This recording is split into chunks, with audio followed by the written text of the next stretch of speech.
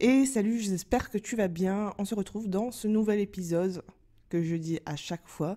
J'ai l'impression que ça devient un peu ma signature à chaque début d'épisode.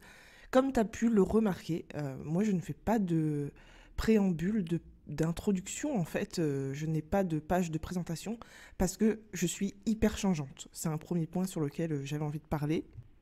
Depuis que je me suis lancée dans cette aventure Human Design, et pas que, je me suis lancée tout court dans l'entrepreneuriat. Alors je me suis lancée vraiment, j'arrive même pas à me souvenir parce que j'ai fait ça un peu en étapes décalées. En fait là je suis en train de te parler de mon expérience alors que c'est pas du tout le sujet du podcast.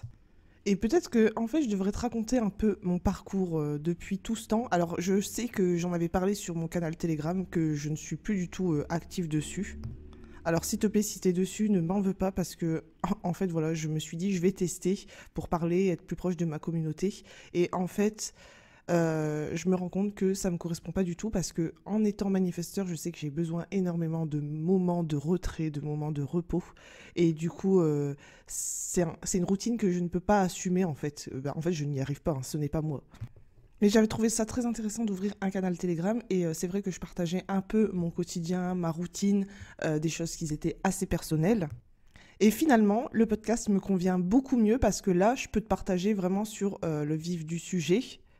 En fait, ce que je veux dire, je partage sur une thématique bien précise et c'est plus simple pour moi que de partager mon quotidien et ma vie. Parce que j'aime beaucoup séparer un peu ma vie personnelle et professionnelle, même si je dévoile pas mal de choses, mais je te dévoile pas non plus certains points. Par exemple, moi j'ai décidé que je vais protéger l'image de mon enfant tant qu'il n'est pas en âge de décider par lui-même.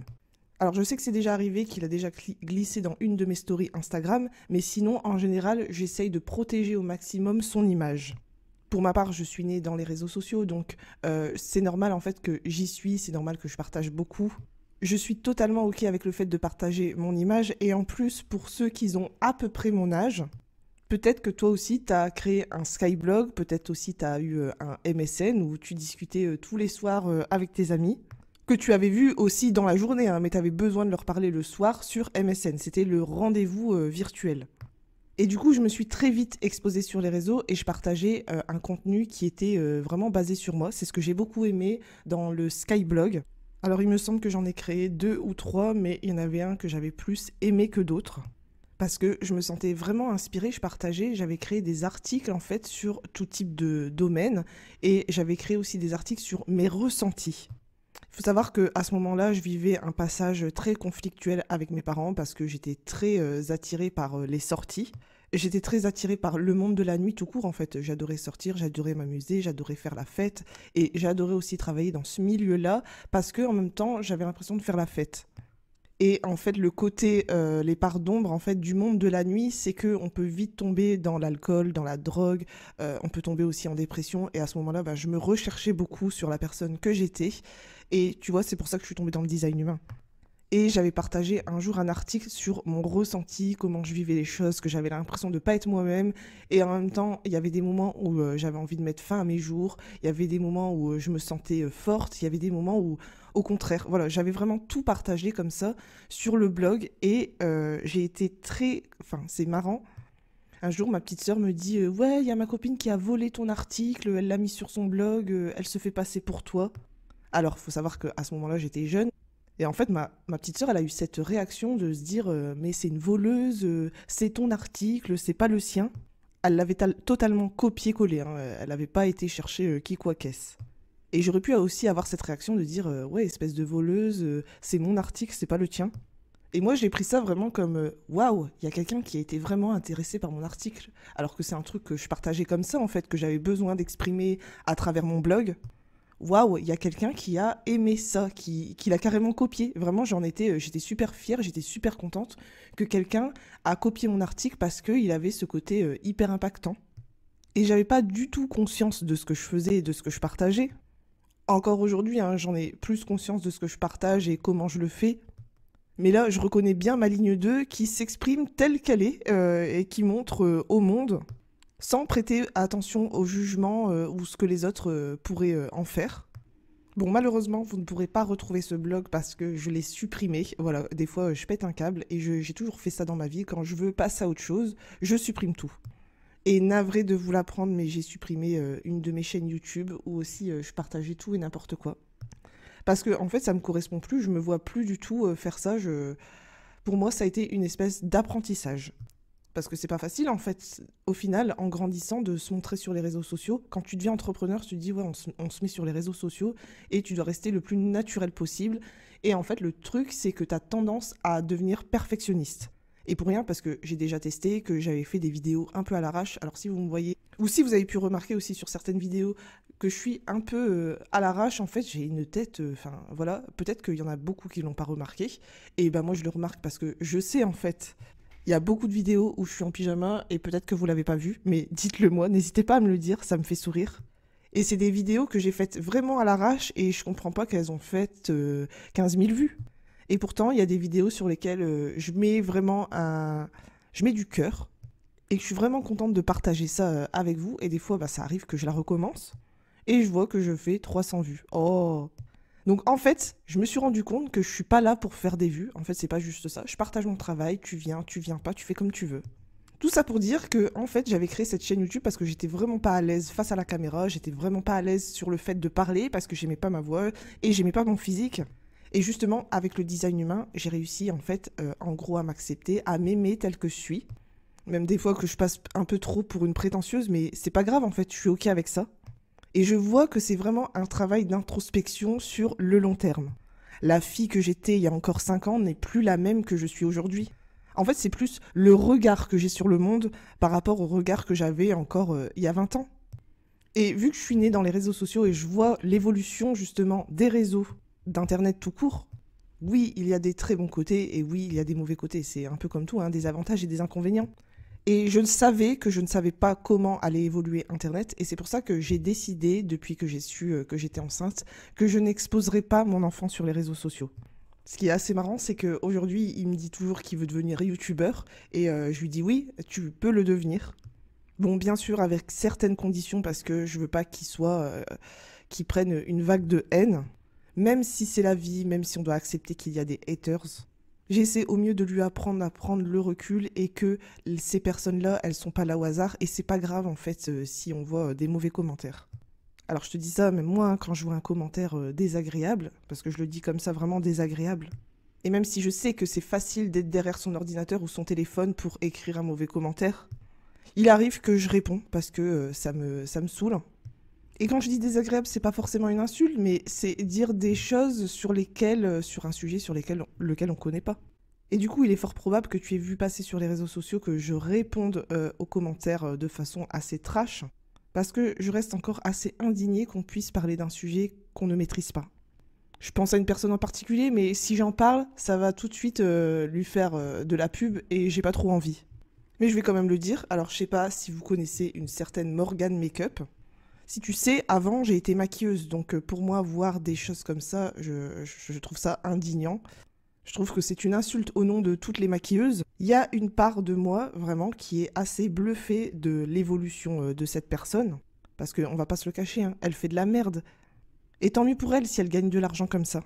Ça me révolte parce que je suis une ancienne maquilleuse et je sais quand même le travail à fournir, en fait, je sais le travail derrière à faire en tant que maquilleuse. Déjà parce que le matériel coûte cher, l'école coûte cher, les déplacements peuvent vite coûter cher. C'est un apprentissage de plusieurs techniques différentes. C'est pas je me maquille à la maison comme une petite fille. Et justement parce que j'ai été ancienne maquilleuse que vraiment je trouve que c'est une interdiction. Pourtant j'ai vu qu'elle se lançait dans la chanson et ça pourtant ça me dérange pas. Et là où je suis assez bluffée, c'est que vraiment elle brise tous les codes de maquilleur. Je crois qu'elle a mis tous les maquilleurs à terre. C'est vrai que ça peut être un concept de faire un maquillage qui ressemble à rien du tout. La preuve que ça marche, même si ça marche un peu autour du buzz de la manière dont c'est fait, et tant mieux pour elle si elle apprécie justement d'être, entre guillemets, une star.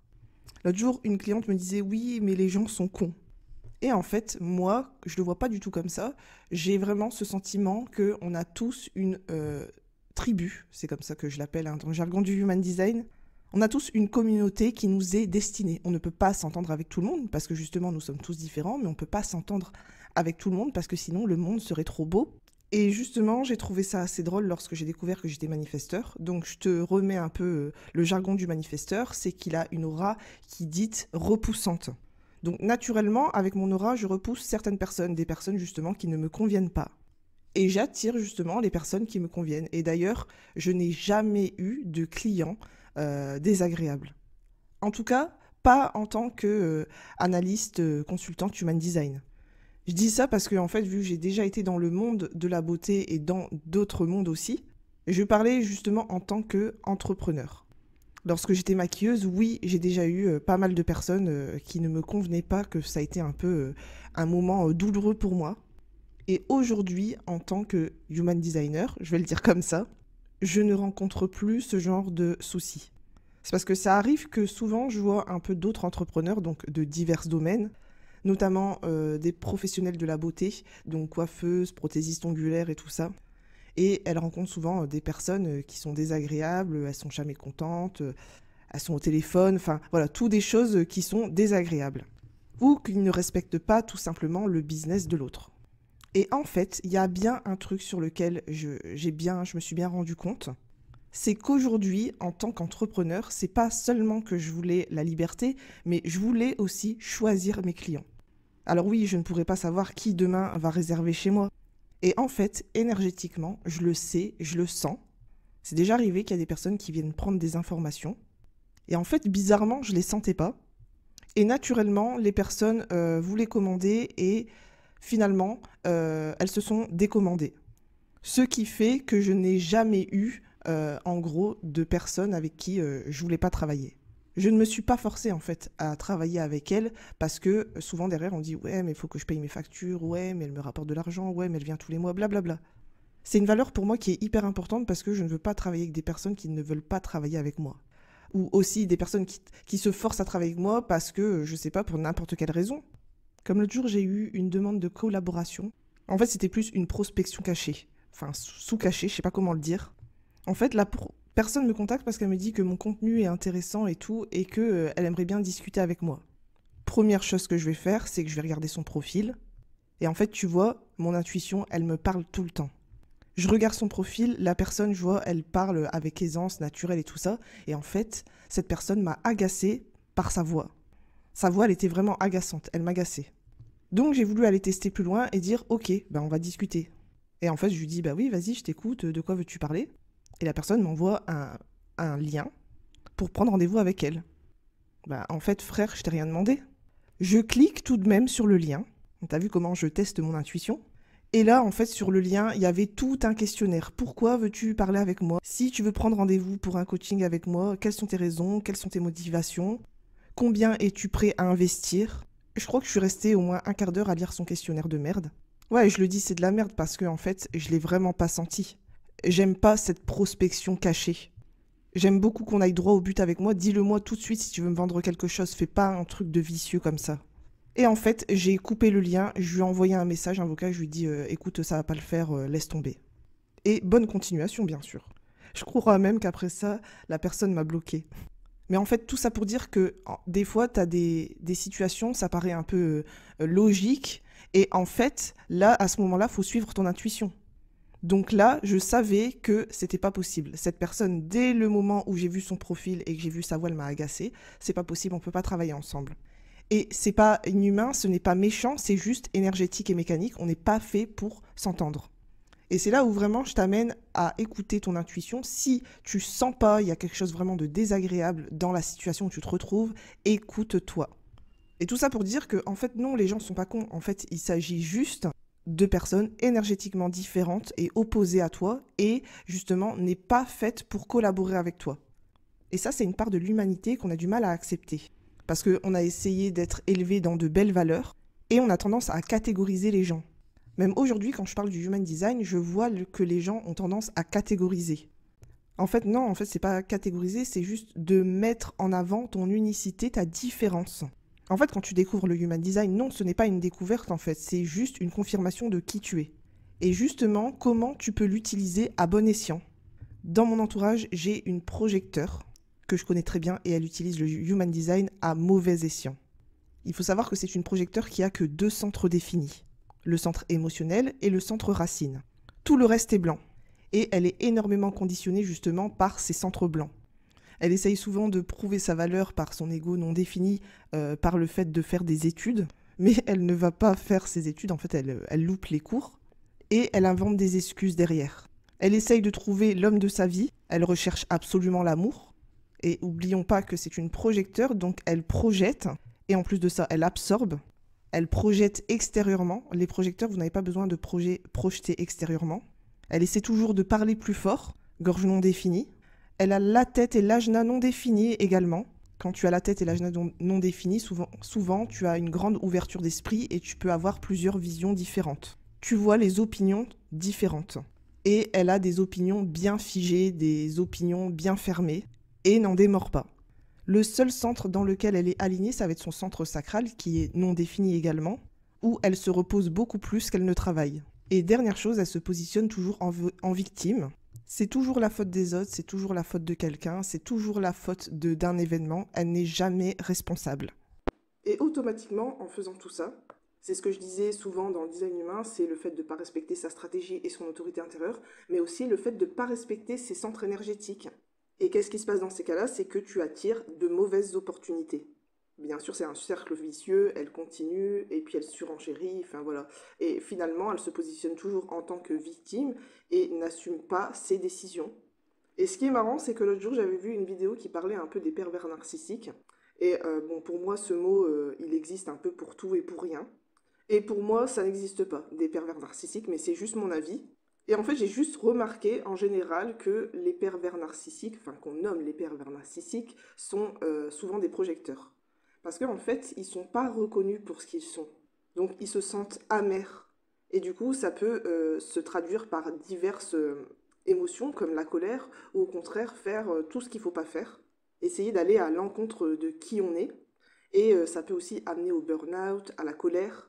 Et ils peuvent souvent avoir ce conditionnement de ben, je suis le roi, c'est moi qui sais tout, je sais tout faire, avec ego défini ou non. En tout cas, c'est ce que moi j'ai pu observer personnellement. En fait, un projecteur, il a besoin de reconnaissance, mais si tu es projecteur et que tu n'es pas reconnu, c'est ok. Tu ne peux pas être reconnu par tout le monde. Et imaginons, si tu es reconnu par tout le monde, bah t'as pas fini. Tu vas épuiser tout de même ton énergie. Je peux te donner l'exemple d'un projecteur que je connais, donc c'est un homme.